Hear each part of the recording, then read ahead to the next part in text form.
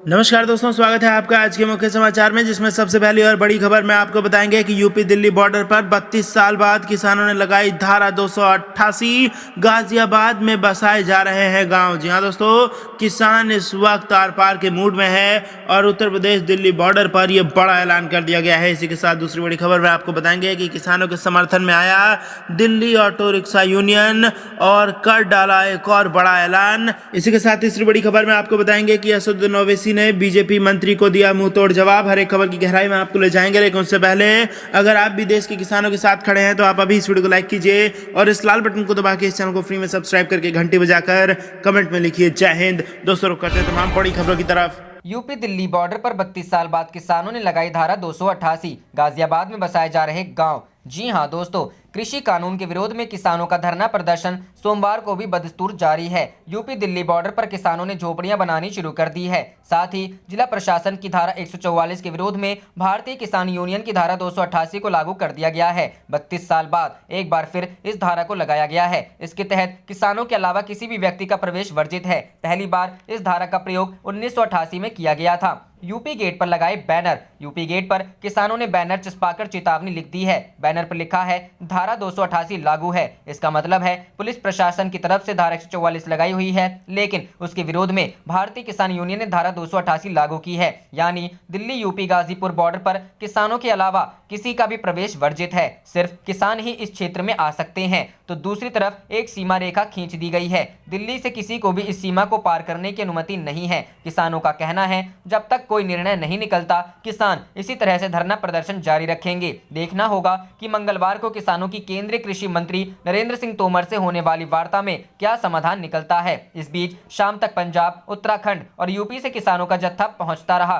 किसानों की लगातार बढ़ रही संख्या के बीच राष्ट्रीय प्रवक्ता राकेश टिकैत ने सरकार से वार्ता होने तक यूपी गेट पर ही डटे रहने का ऐलान किया। इसके बाद आगे की रणनीति बनाने की बात कही। रुख करते हैं अगली खबर की तरफ। किसानों के समर्थन में आया दिल्ली ऑटो रिक्शा यूनियन, कर डाला एक और बड़ा ऐलान। जी हां दोस्तों, 3 कृषि कानूनों को रद्द करने की मांग को लेकर शुरू हुआ किसान आंदोलन 6वें दिन में प्रवेश कर गया है। टीकरी और सिंगू बॉर्डर के साथ अब दिल्ली यूपी गेट पर भी किसानों की संख्या बढ़ने लगी है। इस बीच दिल्ली ऑटो रिक्शा यूनियन और दिल्ली प्रदेश टैक्सी यूनियन के महामंत्री राजेंद्र सोनी ने कहा है कि हम प्रदर्शनकारी किसानों के समर्थन में हैं। साथ ही यह भी स्पष्ट कर देना चाहते हैं कि दिल्ली ऑटो रिक्शा और टैक्सी की हड़ताल नहीं होने जा रही है। कोरोना वायरस संक्रमण के चलते 4 महीने से तो वैसे भी खाली बैठे थे, ऐसे में हड़ताल को नहीं झेल पाएंगे। उधर सिंगू बॉर्डर की तरफ से दिल्ली में जबरन प्रवेश करने के दौरान किसानों की तरफ से की गई हिंसा के खिलाफ अलीपुर थाने में मामला दर्ज किया गया है। पुलिस सीसीटीवी फुटेज व अन्य स्रोतों से मिले सबूतों के आधार पर मामले की जांच कर रही है। हालांकि अभी तक किसी की गिरफ्तारी नहीं की गई है।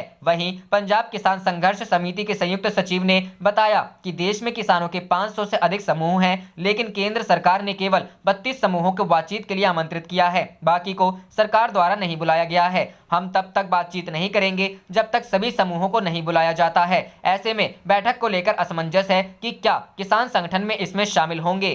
रुक करते हैं अगली खबर की तरफ। असदुद्दीन ओवैसी ने बीजेपी मंत्री की नो मुस्लिम टिप्पणी पर कहा भाजपा की घिनौनी हरकत। जी हां दोस्तों, कर्नाटक के एक मंत्री द्वारा यह कहे जाने पर कि भाजपा निश्चित रूप से मुस्लिमों को टिकट चुनाव लड़ने के लिए नहीं देंगी। एआईएमआईएम प्रमुख असदुद्दीन ओवैसी ने बीजेपी पर हमला करते हुए इस टिप्पणी की घृणित और शर्मनाक करार दिया। लेकिन इसके साथ ही उन्होंने ये भी कहा कि इसमें कोई आश्चर्य की बात नहीं है। उन्होंने कहा कि इस तरह की विचारधारा संविधान के साथ असंगत थी। ओवैसी ने सोमवार दोपहर ट्वीट किया, घृणित और शर्मनाक, लेकिन आश्चर्य की बात नहीं है। हिंदुत्व का मानना है कि केवल एक समुदाय के पास राजनीतिक शक्ति का अधिकार है और अन्य सभी व्यक्ति अधीन हैं। यह विचारधारा हमारे संविधान के साथ सह अस्तित्व में नहीं हो सकती है, जो स्वतंत्रता, बंधुत्व, समानता और न्याय के बारे में बात करती है। इससे पहले कर्नाटक के ग्रामीण विकास और पंचायत राज मंत्री केएस ईश्वरप्पा ने कहा कि भाजपा हिंदुओं को टिकट देगी, लेकिन मुसलमानों को नहीं। ओवैसी ने मंगलवार को होने वाले हैदराबाद नगर पालिका चुनाव के लिए हाल के दिनों में खुद को और अपनी पार्टी को निशाने के घेर में पाया है। अनिवार्य रूप से एक मेयर की दौड़ को बीजेपी ने बड़े दांव की लड़ाई के रूप में उभरा है, जिसने इस अभियान में मदद के लिए बड़ी बंदूकों को बुलाया। रविवार को निकाय चुनाव प्रचार के अंतिम दिन गृह मंत्री अमित शाह ने एक रोड शो किया और कहा कि भाजपा हैदराबाद को नवाब निजाम की संस्कृति से छुटकारा दिलाएगी। ओल्ड सिटी, जो व्यापक रूप से ओवैसी के गढ़ के रूप में देखी जाती है, वहां में योगी आदित्यनाथ ने कहा कि भाजपा शहर का नाम भाग्यनगर रखेगी। कर्नाटक के सांसद तेजस्वी सूर्या और तेलंगाना भाजपा प्रमुख बंदी संजय ने ओवैसी को जिन्ना कहा है और इसके साथ ही उन्होंने हैदराबाद से रोहिंग्या और पाकिस्तानियों को बाहर निकालने के लिए सर्जिकल स्ट्राइक की धमकी दी है। सत्तारूढ़ टीआरएस और एआईएमआईएम के बीच एक अपवित्र गठबंधन का दावा करने वाली भाजपा ने रोहिंग्या और पाकिस्तानी घुसपैठियों के वोटों पर बैंकिंग का आरोप भी लगाया है। ओवैसी ने स्थानीय चुनाव के लिए इस तरह बड़े नेताओं को तैनात करने के लिए शनिवार को अपनी एक रैली में भाजपा को ताना मारते हुए कहा, अब केवल डोनाल्ड ट्रंप से चुनाव प्रचार करना बाकी है। इस महीने की शुरुआत में डबका सीट के लिए विधानसभा उपचुनाव में अपनी जीत से उत्साहित भाजपा ने इस चुनाव को दक्षिणी राज्य में अपने लिए जगह बनाने का मौका दिया है। 2016 में पार्टी ने 150 सीटों में से सिर्फ 4 सीटों पर जीत दर्ज की थी,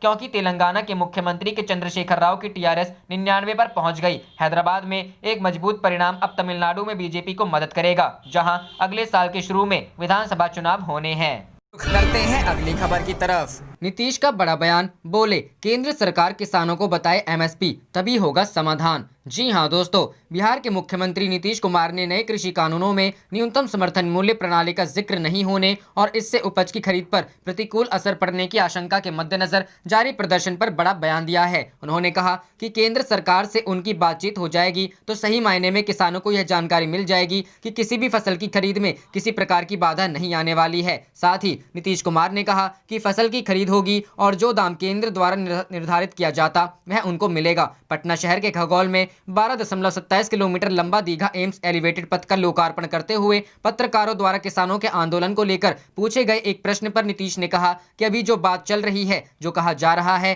केंद्र सरकार किसानों से बातचीत करना चाहती है और वह बताएगी कि उपज खरीद में किसी प्रकार की कठिनाई नहीं आने वाली है। आप जानते हैं कि बिहार में हम लोगों ने 2006 में ही पुरानी व्यवस्था खत्म कर दी है। वर्ष 2006 के बाद उपज की खरीद हम पैक्स के माध्यम से कर रहे हैं। पहले तो यहाँ फसल की खरीद ही नहीं होती थी, लेकिन हम यह कर रहे हैं। अटल बिहारी वाजपेयी सरकार में केंद्रीय कृषि मंत्री रहे नीतीश ने कहा कि देश भर में इसके बारे में जो किया गया है, जरूरत इस बात की है कि लोगों के बीच बताया जाए। केंद्र सरकार चाहती है कि किसानों के साथ बातचीत हो जाएगी तो सही मायने में किसानों को यह जानकारी मिल जाएगी कि किसी भी फसल की खरीद में किसी प्रकार की बाधा नहीं आने वाली है। खरीद होगी और जो दाम केंद्र द्वारा निर्धारित किया जाता है वह उनको मिलेगा।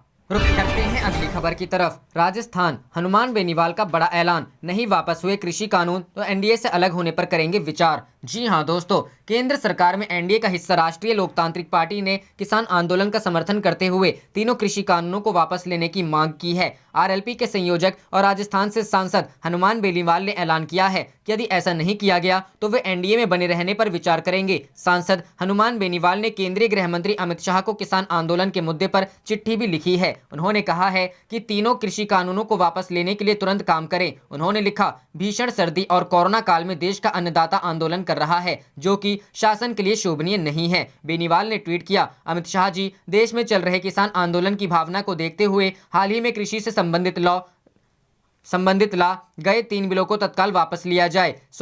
स्वामीनाथन आयोग की संपूर्ण सिफारिशों को लागू करें व किसानों को दिल्ली में त्वरित वार्ता के लिए उनकी मंशा के अनुरूप उचित स्थान दिया जाए। चूंकि आरएलपी एनडीए का घटक दल है, लेकिन आरएलपी की ताकत किसान व जवान है, इसलिए अगर इस मामले में त्वरित कार्रवाई नहीं की गई तो मुझे किसान हित में एनडीए का सहयोगी दल बने रहने के भविष्य पर पुनर्विचार करना पड़ेगा। कृषि कानूनों पर एनडीए का साथ छोड़ चुकी है अकाली दल। हाल ही में संसद के दोनों सदनों से पारित होकर कानून बने 3 कृषि कानूनों के खिलाफ बीजेपी की सबसे पुरानी सहयोगियों में रही अकाली दल भी साथ छोड़ चुकी है। सितंबर महीने के अंत में अकाली दल ने एनडीए से अलग होने का ऐलान किया था। सबसे पहले केंद्रीय मंत्रिमंडल से हरसिमरत कौर ने इस्तीफा दिया था और फिर बाद में पार्टी की कोर कमेटी की 3 घंटे चली बैठक के बाद सुखबीर बादल ने एनडीए से अलग होने की घोषणा की थी। दिल्ली में 5वें दिन भी जारी किसानों का प्रदर्शन। केंद्र के 3 नए कृषि कानून के खिलाफ किसानों का प्रदर्शन 5वें दिन सोमवार को भी जारी है। प्रदर्शनकारियों ने आज राष्ट्रीय राजधानी को जाने वाले 5 मार्गों को जाम करने की चेतावनी दी है। प्रदर्शनकारियों के उत्तरी दिल्ली के बुराड़ी स्थित